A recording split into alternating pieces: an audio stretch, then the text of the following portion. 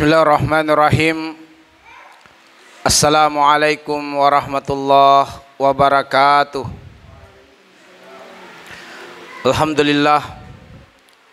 Alhamdulillahi rabbil alamin. Wassalatu wassalamu ala asyrafil anbiya wal mursalin wa ala alihi wa sahabatihi ajma'in, amma ba'du.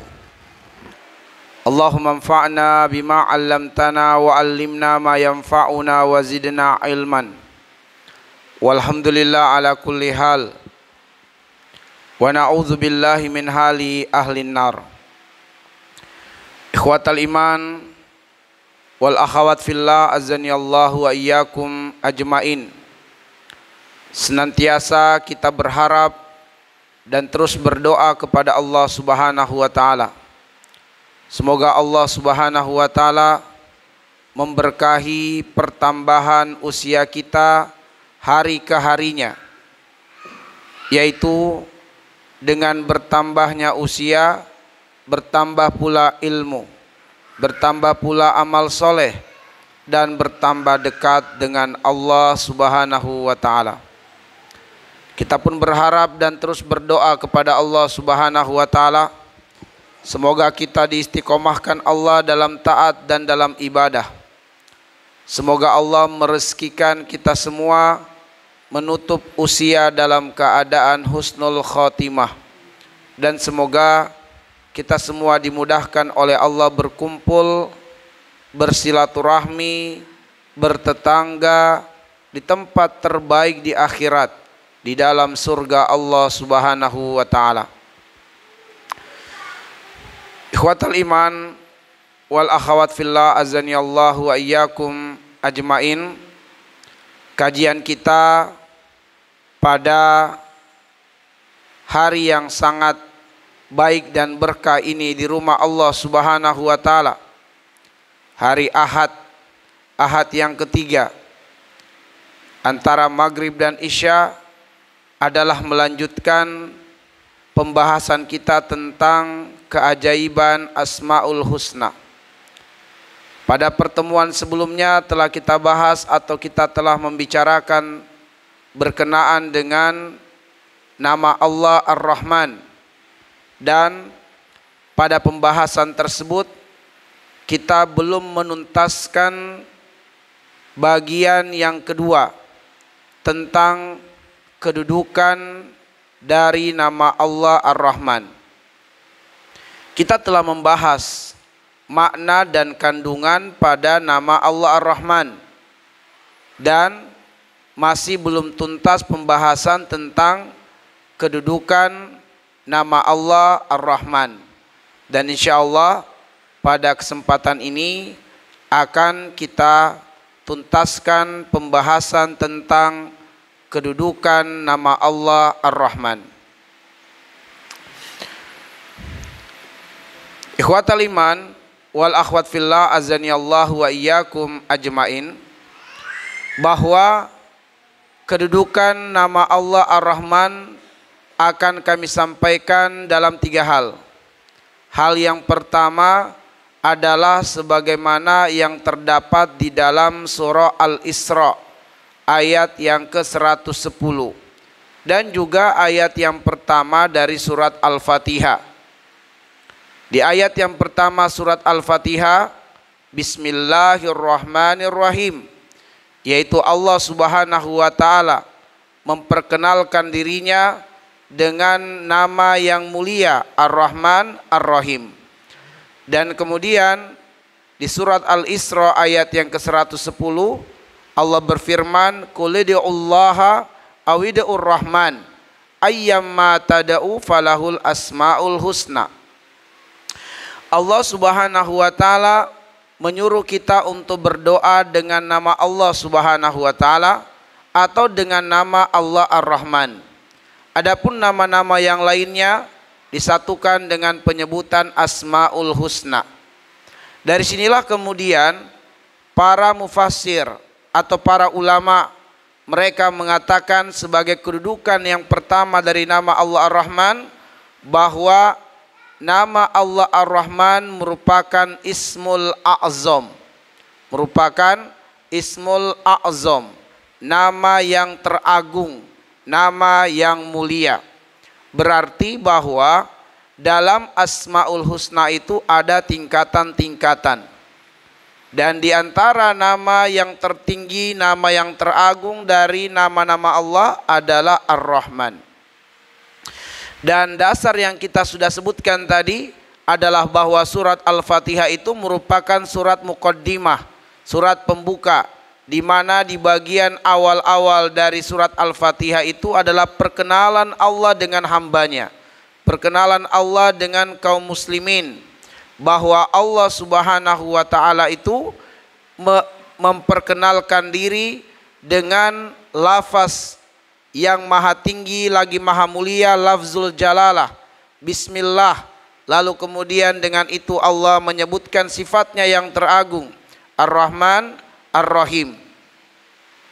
Lalu kemudian di surat Al-Isra ayat yang ke-110 tadi adalah menjelaskan dan menegaskan bahwa kedudukan nama Allah Ar-Rahman disandingkan dengan kedudukan nama Allah lafzul jalalah yang menunjukkan kemahatinggian, kemahamuliaan, dan kemahasempurnaan.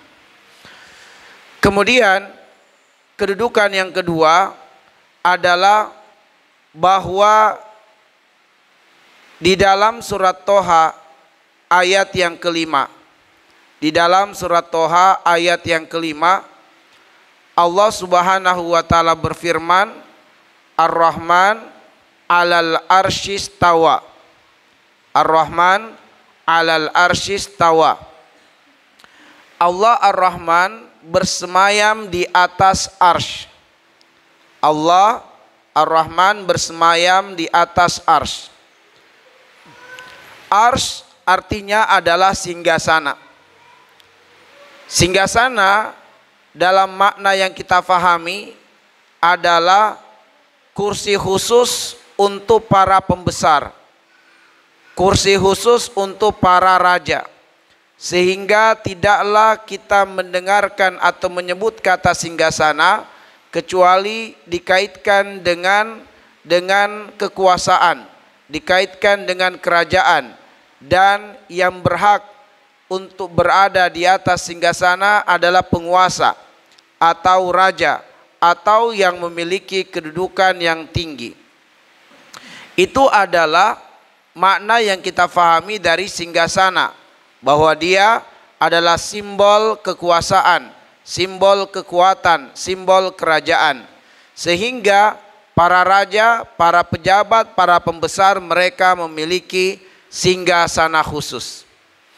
Nah, ikhwatal iman, menurut logika kita bahwa seharusnya singgasana itu dikaitkan dengan kedudukan, kekuasaan, kerajaan, dan yang berhak di atas singgasana itu adalah raja atau penguasa. Sehingga merujuk pada ayat tadi, menurut logika kita, yang pantas sepertinya adalah al-qawiyyu alal arsyis tawa, atau al-maliku alal arsyis tawa, atau al-maliku alal arsyis tawa, menurut logika kita. Tetapi justru Allah mengatakan Ar-Rahman alal arsyis tawa. Ar-Rahman yaitu Allah Ar-Rahman berada di atas singgasana, di atas arsy. Nah, untuk memahami hal ini kita perlu kaitkan dengan beberapa ayat. Yang pertama adalah di surat Al-Fatihah kita membaca Alhamdulillahi Rabbil Alamin Ar-Rahmanir Rahim Maliki Yaumiddin. Kita dapati pada ayat tersebut bahwa sebelum Allah memperkenalkan diri sebagai Maliki Yaumiddin, raja yang menguasai hari pembalasan, ternyata Allah memperkenalkan diri terlebih dahulu dengan Ar-Rahman Ar-Rahim. Ini adalah suatu susunan atau urutan yang perlu kita tafakuri, yang perlu untuk kita tadaburi dan fahami, bahwa sebelum Allah memperkenalkan diri sebagai raja, sebagai penguasa, Allah memperkenalkan diri terlebih dahulu dengan Ar-Rahman dan Ar-Rahim. Susunan ini kita akan dapati pula di dalam surat Al-Hasyr. Surah Al-Hasyr di bagian ayat yang ke-22 dan 23 ya, surah Al-Hasyr. Nah, kalau kita lihat di surat Al-Hasyr di ayat yang ke-22, Allah mengatakan huwallahu alladzi la ilaha illahu alimul ghaibi wasyahada huwar rahmanur rahim. Lalu kemudian huwallahu alladzi la ilaha illahu al malikul quddus. Nah, saya tidak lanjutkan sebab saya hanya ingin mengambil pada penggalan huwallahu alladzi la ilaha illahu al malikul quddus. Nah, sebelum Allah memperkenalkan diri bahwa Dia adalah Al-Malikul Quddus atau Al-Malikul Quddus, maka kita dapati di ayat sebelumnya Allah memperkenalkan diri sebagai Huwar Rahmanur Rahim. Dialah Allah yang Maha Rahman dan Rahim. Sehingga urutan inilah yang kemudian yang mesti dibawa dalam memahami makna di surat Toha ayat 5 tadi. Ar-Rahman alal arsyistawa. Kalau arsy itu menyimbolkan kekuasaan, kerajaan, dan memang Allah adalah rajanya raja, penguasanya penguasa, yang dapat kita jadikan dasar di surat Ali Imran di ayat yang ke-26. Bagaimana Allah Subhanahu wa taala mengatakan kulillahumma malikal mulki tu'til mulka man tasya wa tanzi'ul mulka mimman tasya wa tu'izzu man tasya wa tuzillu man tasya biyadikal khair innaka ala kulli syai'in qadir. Bahwa Allah itu penguasanya penguasa, rajanya raja, rajanya dua alam. Dia berikan kekuasaan kerajaan kepada siapa yang Dia kehendaki, dan Allah mencabut kekuasaan kerajaan dari siapa yang Dia kehendaki. Tidak ada yang bisa mengalahkan Allah Subhanahu wa taala dari kekuasaan dan kedudukan. Nah, jadi kita semua yakini dan imani bahwa Allah adalah penguasa, rajanya raja, tidak tertandingi, tidak terkalahkan. Maka kekuasaan kerajaan disimbolkan dengan arsy. Tapi Allah Subhanahu wa taala memperkenalkan diri terlebih dahulu dengan Ar-Rahman. Ar-Rahman alal arsyistawa. Bahwa Allah ingin memberitahukan kepada kita semua bahwa Dia Allah berkuasa dengan kasih sayang. Allah berkuasa dengan kelembutan.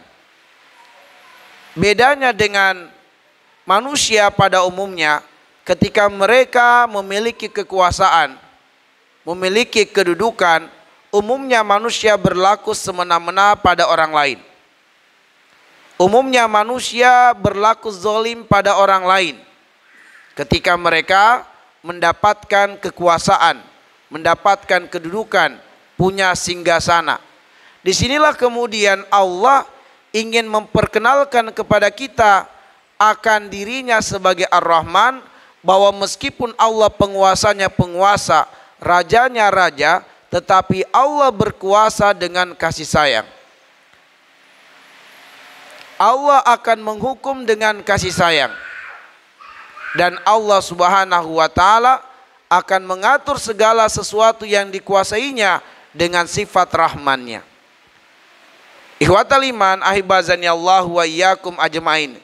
Saya tidak ingin lagi mengurai tentang makna Ar-Rahman dan juga kandungannya, sebab sudah kita bahas pada pertemuan sebelumnya tentang Ar-Rahman.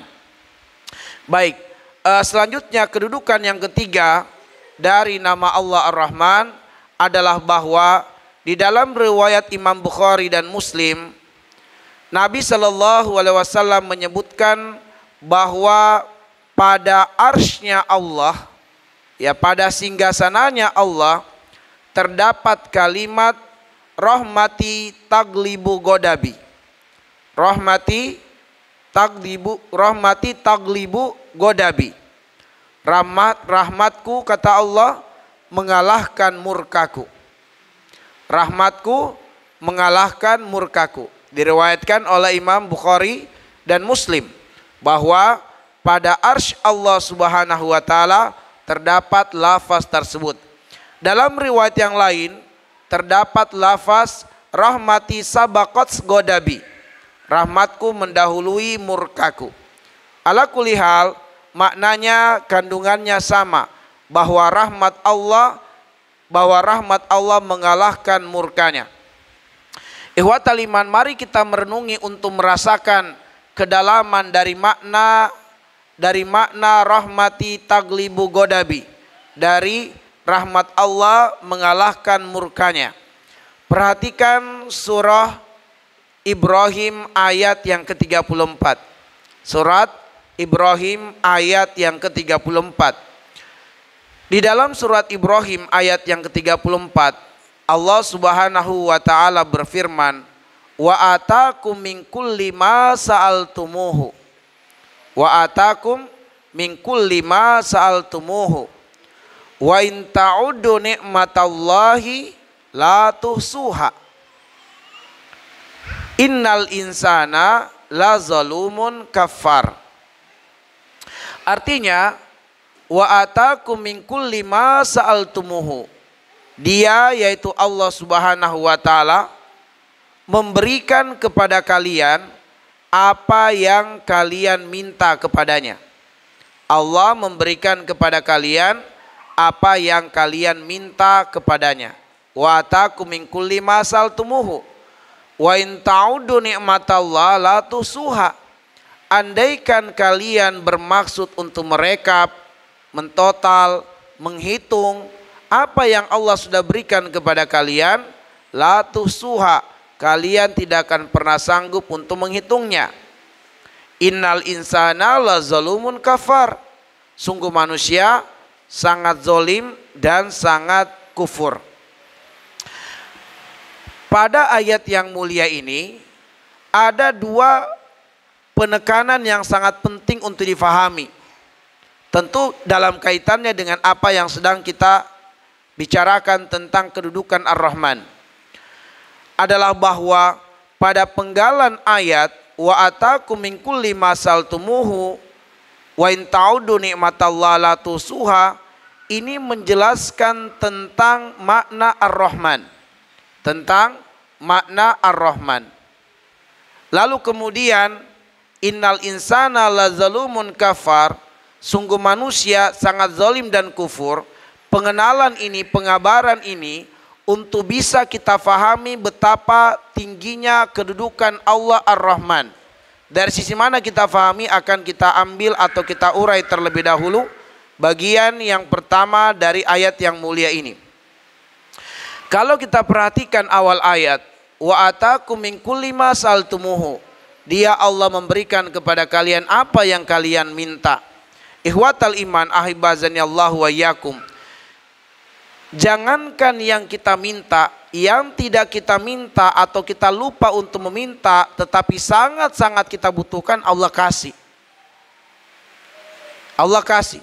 Kita tidak pernah meminta khusus kepada Allah supaya detak jantung kita berdetak dalam keadaan baik, dalam keadaan normal, tapi Allah kasih. Kita tidak tahu bahwa organ-organ di dalam tubuh kita ini semuanya bekerja. Kita sedang duduk, sedang istirahat, sedang beraktivitas, organ-organ di dalam tubuh kita ini bekerja. Dan mungkin kita tidak menyadari, dan kita tidak pernah meminta secara khusus agar semua mereka dalam keadaan sehat walafiat, tetapi Allah memberikannya. Kedipan mata kita, tarikan nafas kita, semua ini adalah karunia-karunia yang Allah berikan kepada kita, yang kita tidak minta tapi Allah kasih. Kita tidak minta tapi Allah kasih. Artinya ikhwatal iman ahibazanillahu wa iyyakum, jangankan yang kita minta, yang tidak kita minta saja Allah kasih, apalagi kalau kita minta. Dan andaikan kita mau menghitung antara yang kita minta dan yang tidak kita minta, lalu Allah memberikan kepada kita, manakah yang lebih banyak? Nikmat yang tidak kita minta dan Allah kasih karena sangat kita butuhkan, dan nikmat yang kita minta dan Allah kasih, mana yang lebih banyak yang Allah kasih? Yang tidak kita minta jauh lebih banyak Allah kasih. Kalau begitu kenapa kita ragu kalau yang kita minta itu akan dikabulkan Allah? Yang tidak kita minta saja Allah kasih, apalagi kalau kita meminta kepada Allah Subhanahu wa taala. Jangan ragu. Kita tidak minta Allah kasih, apalagi kalau kita minta. Allah menegaskan, ud'uni astajib lakum. Mintalah aku pasti kasih. Cuma memang Allah dengan ilmu dan hikmahnya mengatakan astajib lakum. Aku pasti kabulkan, dan pengabulan Allah bisa dalam bentuk memberikan apa yang kita minta. Kalau yang kita minta itu baik untuk diri kita. Bisa juga Allah tidak memberikan apa yang kita minta karena dalam ilmu Allah kita belum layak mendapatkan apa yang kita minta. Atau apa yang kita minta itu belum baik hakikatnya, maka Allah tidak kasih. Tapi Allah kabulkan dalam bentuk kita dijauhkan dari bahaya, dari mudarat, kita dijauhkan oleh Allah Subhanahu wa taala. Atau Allah Subhanahu wa taala tidak mengabulkan apa yang kita minta di dunia, tidak memberikan apa yang kita minta di dunia, tidak juga menjauhkan kita dari mudarat, tetapi Allah menjadikan permohonan kita itu sebagai tabungan di akhirat kelak. Walal akhiratu khairul laka minal ula, wal akhiratu khairul laka minal ula. Dan apa yang akan kita temukan di akhirat itu jauh lebih utama, jauh lebih dahsyat daripada apa yang kita dapatkan di dunia ini. Maka Allah Subhanahu wa taala selalu akan memberikan yang terbaik bagi kita semua. Maka apabila permintaan kita kepada Allah belum juga kita dapatkan hasilnya, maka pertama boleh jadi kita belum melayakkan dan memantaskan diri mendapatkan apa yang kita minta itu. Atau yang kedua, Allah menginginkan permintaan kita ini sebagai penghalang dari musibah atau bala yang lebih besar. Atau yang ketiga, Allah pengen sebagai tabungan kita di akhirat, sebab akan banyak kelalaian-kelalaian yang kita lakukan, dan hal itu akan menjadi hukuman kita di akhirat. Maka Allah menginginkan sejumlah doa-doa kita bisa menjadi penebusnya nanti di akhirat kelak. Allah mengatakan, wa asan takrahu syai'an wa huwa khairul lakum, wa asan tuhibbu syai'an wa huwa syarrul lakum, wallahu ya'lamu wa antum la ta'lamun. Mungkin kita tidak suka dengan sesuatu, tapi itulah yang terbaik dalam ilmu Allah. Atau mungkin kita menginginkan sesuatu, tapi buruk dalam ilmu Allah akan terjadi pada diri kita. Maka bertawakallah kepada Allah, karena Allah mengetahui apa yang tidak kita ketahui. Allah Subhanahu wa taala memberikan kepada kita apa yang kita minta. Saking banyaknya pemberian Allah, karunia Allah Subhanahu wa taala, sehingga wa in ta'udu ni'matallahi la tusuha. Andaikan kalian berusaha mereka menghitung mentotal apa yang Allah sudah berikan, kalian tidak akan sanggup untuk menghitungnya. Menghitung saja kita tidak mampu, apalagi kalau harus dicatat. Gak bakal kita lebih mampu lagi untuk mencatat, gak bakal. Allah berikan gambarannya di dalam surat Luqman di ayat yang ke-27.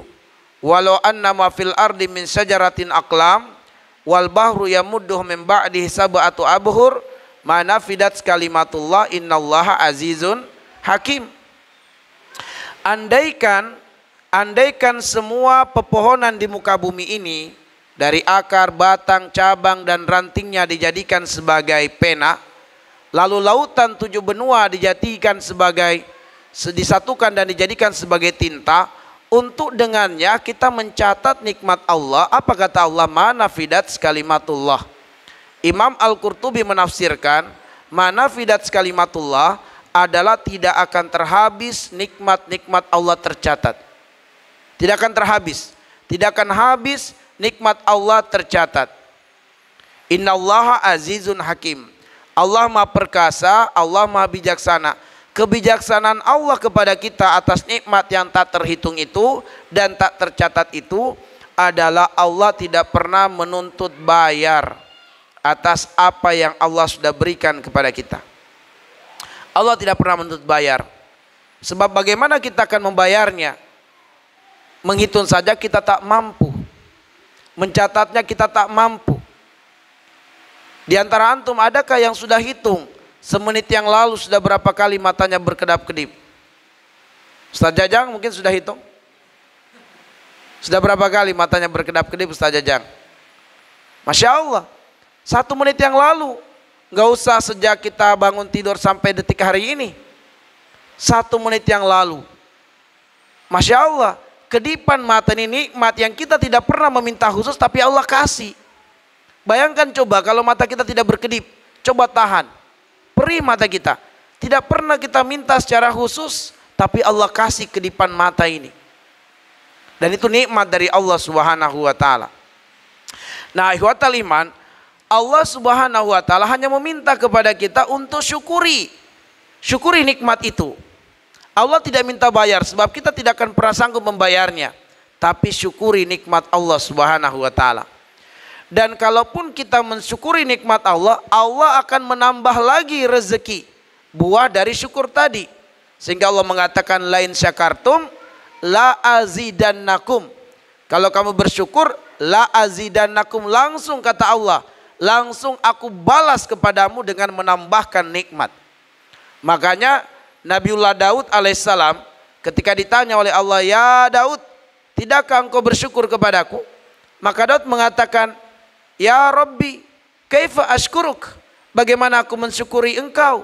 Sementara syukurku atas nikmatku, atas nikmatmu merupakan nikmat yang membutuhkan syukur lagi. Bagaimana aku mensyukuri nikmatmu wahai Rabbku?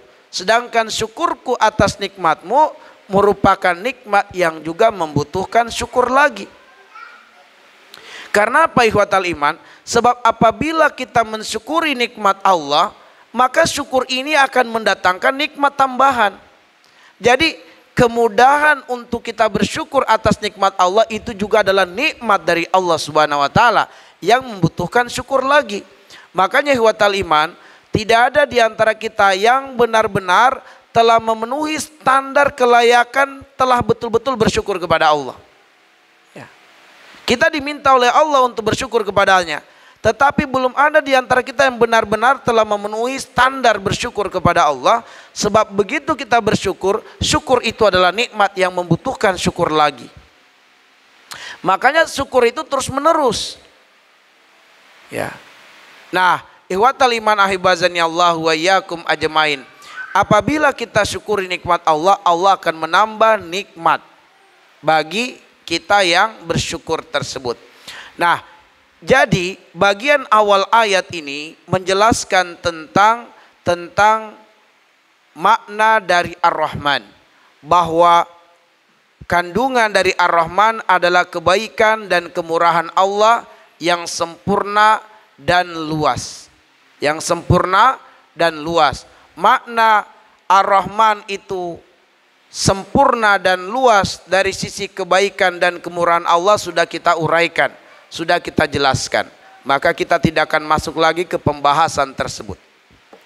Mari kita masuk pada innal insana la zalumun kafar untuk mengenal kedudukan Ar-Rahman. Dari penggalan ayat ini, innal insana la zalumun kafar. Tetapi manusia itu dalam responnya terhadap nikmat-nikmat Allah adalah berbuat zalim, berbuat kekufuran. Bukan bersyukur, malah berbuat zalim, berbuat kekufuran. Diberikan kesehatan oleh Allah, dipanjangkan umurnya oleh Allah, dimudahkan rezekinya oleh Allah. Bukan dengan nikmat-nikmat ini semakin bertambah ilmunya, semakin bertambah amalnya, semakin dekat dengan Allah.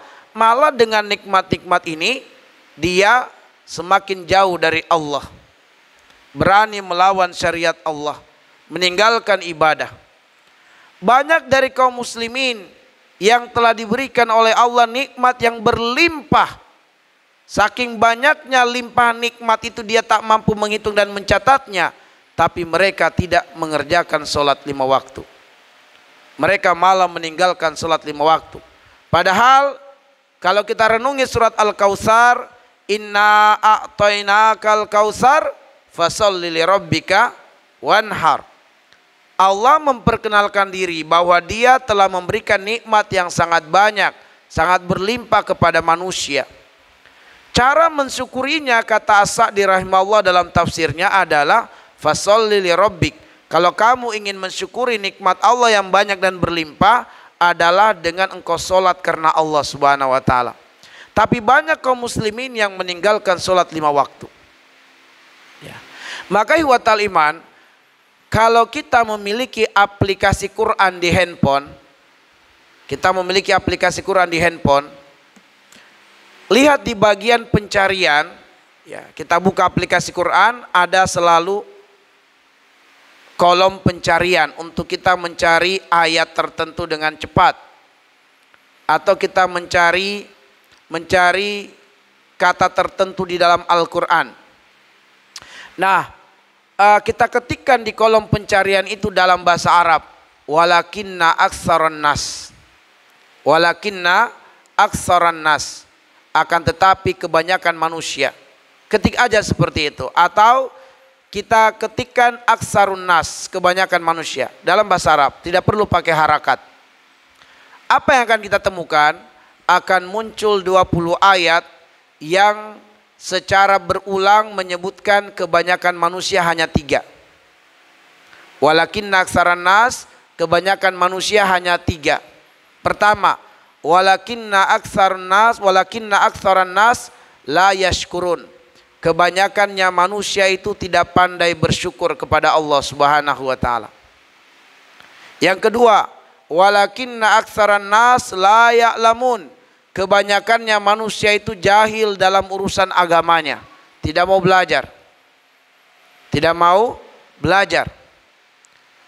Bacaan Qur'annya dari SD sampai sekarang usianya kepala 2, kepala 3, kepala 4, bahkan sampai kepala 6, bacaan Qur'annya masih belepotan, tidak mau belajar.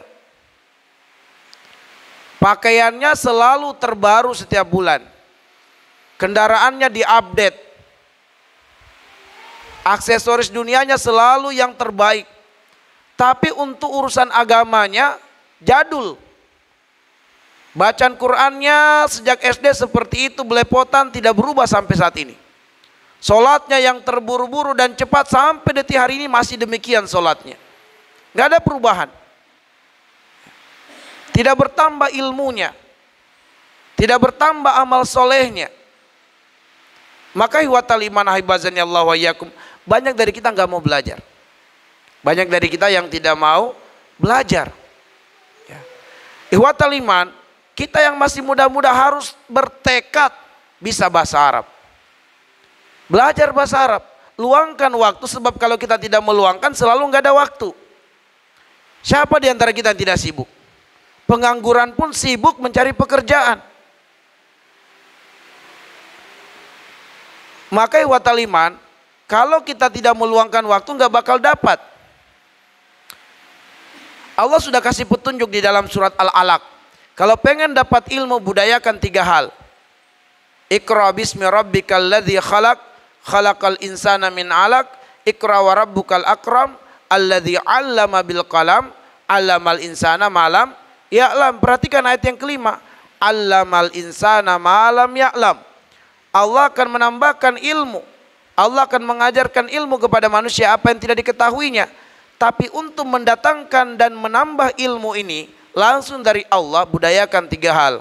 Budayakan banyak membaca, budayakan banyak berdiskusi, dan budayakan banyak menulis. Ini yang hampir hilang pada generasi muda-muda Islam. Mereka sudah malas membaca, mereka sudah malas menulis, malas diskusikan Islam. Kalau ketemu diskusinya bola, diskusinya drakor, ya. Sudah jarang diskusi kita tentang Islam, tentang ayat, tentang hadis.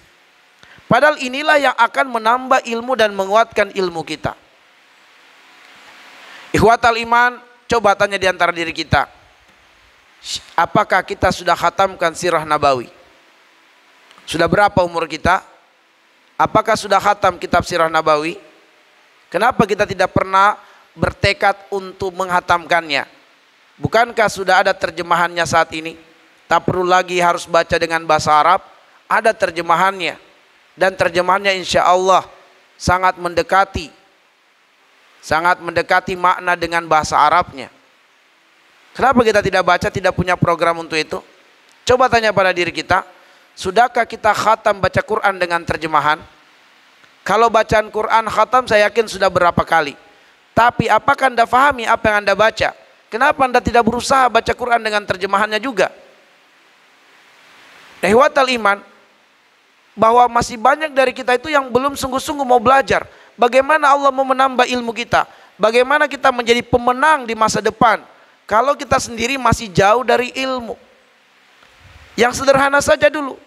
Al-Quran yang terjemahan kita tidak pernah tertarik untuk menghatamkannya. Tidak ada program untuk menyelesaikan baca Quran dengan terjemahan.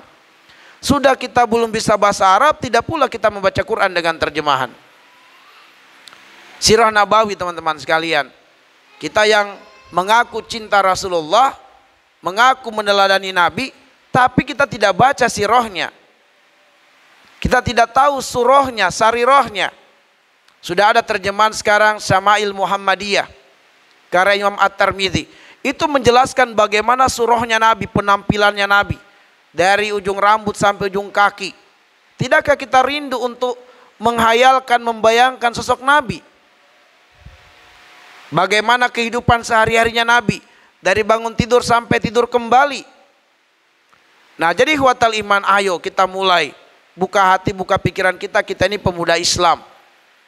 Ya namanya pemuda Islam ya sudah harus aktivitas kita bersinggungan dengan dakwah dengan Islam. Bukankah pepatah mengatakan mafika yad'u fifika, apa yang keluar dari lisanmu, apa yang tampak dalam lahiriamu menggambarkan apa yang ada di dalam hatimu. Kalau lisan kita sedikit-sedikit akhwat, nah itu berarti di hati kita akhwat. Kalau di lisan kita sedikit-sedikit film, sedikit-sedikit drakor, sedikit-sedikit, nah itu gambaran di hati kita. Tapi kalau di lisan kita dakwah, di lisan kita adalah Islam, di lisan kita adalah iman, di lisan kita adalah bagaimana hidup kita bermanfaat untuk umat, itulah yang ada di hati kita. Itulah yang ada di dalam hati kita. Baik, kemudian kebanyakan manusia yang ketiga adalah walakin aksaran nas la yu'minun. Kebanyakannya orang tidak mau beriman kepada Allah Subhanahu wa taala. Dalam arti kebanyakan orang hari ini tidak beriman dengan takdir Allah. Tidak beriman dengan takdir Allah. Sudah banyak kasus, sudah ada beberapa yang kontak saya minta untuk Pak Ustadz tolong datang ke restoran saya.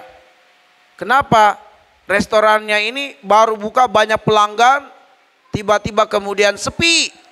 Kenapa sepi?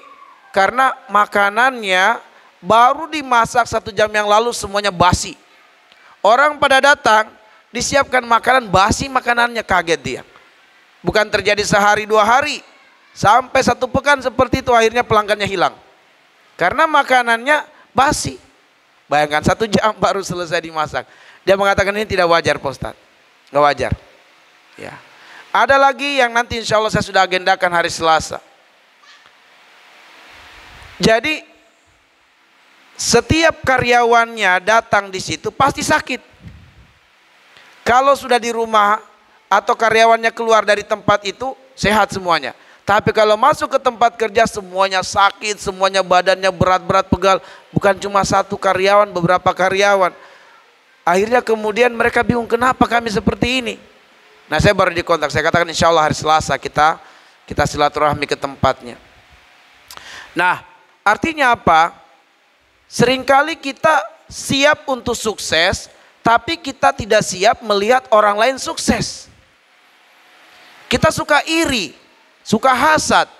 Dan seringkali iri dan hasad kita ini membuat kita ingin merusak ekonomi orang lain. Merusak rezeki orang lain dengan menggunakan jalan-jalan sihir. Ya.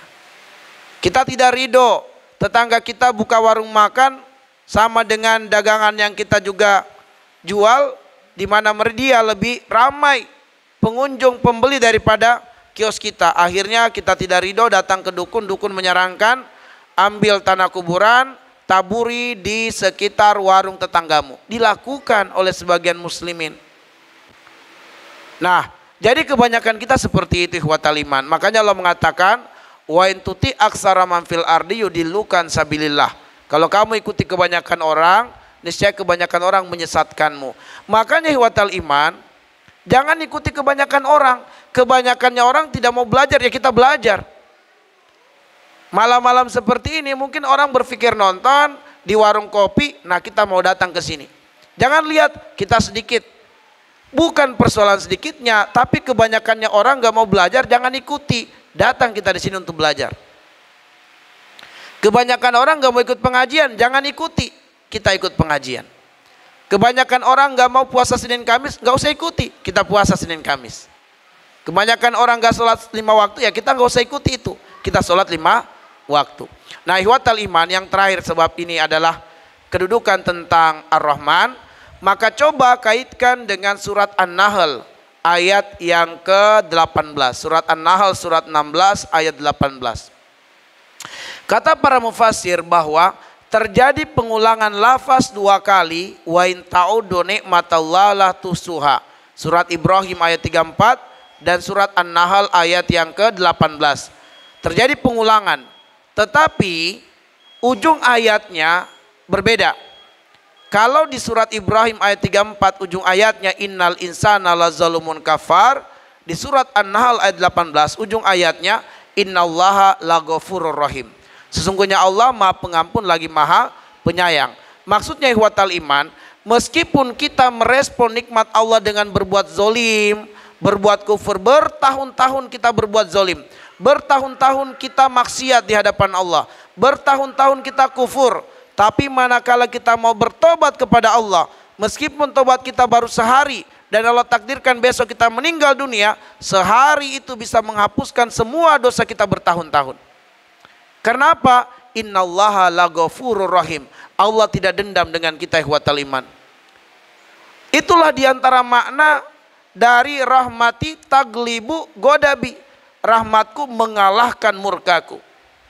Rahmati sabaqat godabi. Rahmatku mendahului murkaku. Masya Allah, maha baiknya Allah. Allah itu Ghafurur Rahim. Allah mengampuni dengan kasih sayang, dan Allah menyayangi dengan ampunan. Siapa yang diampuni Allah pasti dikasihi, siapa yang disayangi Allah pasti diampuni. Itulah makna Ghafurur Rahim. Dan sebagai penutup ikhwatal iman, di dalam hadis riwayat Imam Bukhari dan Muslim, hadis yang ke-42 dari hadis Al-Arba'in An-Nawawiyah, di mana Nabi sallallahu alaihi wasallam bersabda, Allah Subhanahu wa taala berfirman, ya bani Adam, wahai anak Adam, innama da'autani wa rajautani. Apabila engkau terus menerus berdoa kepadaku dan berharap kepadaku, ghafartu laka, aku ampuni engkau, maka nafika wala ubali, akan aku ampuni engkau dan aku tidak peduli sebanyak apapun dosamu. Itu kata Allah. Ya bena Adam, lau balagat zunubuka ananas samai. Andaikan kemudian dosamu itu telah mencapai setinggi langit. Summa astaghfartani, lalu engkau memohon ampun kepadaku, ghafartu laka wala ubali. Aku ampuni engkau dan aku tidak peduli dosamu yang sangat tinggi dan sangat banyak itu. Ya bena Adam, wahai anak Adam, lau ataitani bikrobil ardi khotoya, kalau kamu datang kepadaku dengan dosa sebesar bumi, summa laqitani la tusyriku bi syai'a, lalu engkau jumpai aku dan engkau tidak menyekutukan aku dengan sesuatu apapun, ataituka bikrobiha magfiratan, aku pasti akan mendatangkan kepada engkau ampunan yang lebih besar daripada dosamu itu. Inilah kedudukan Allah Ar-Rahman, bahwa Allah Ar-Rahman itu rahmatnya mengalahkan murkanya. Semoga Allah Subhanahu wa taala menjadikan kita di antara hamba-hambanya yang mengenal Allah Ar-Rahman, sehingga kita senantiasa berharap kepada Allah, bergantung kepada Allah, memohon dan berlindung kepada Allah Subhanahu wa taala, dan semoga Allah menjadikan hati kita tidak membutuhkan kecuali hanya Allah dalam hidup ini. Nas'alullah ayyaj'alana minal ladzina yastami'una al-qawla wa yattabi'una ahsana. Subhanakallahumma bihamdik asyhadu an la ilaha illa anta astaghfiruka wa atubu ilaik. Assalamualaikum warahmatullahi wabarakatuh.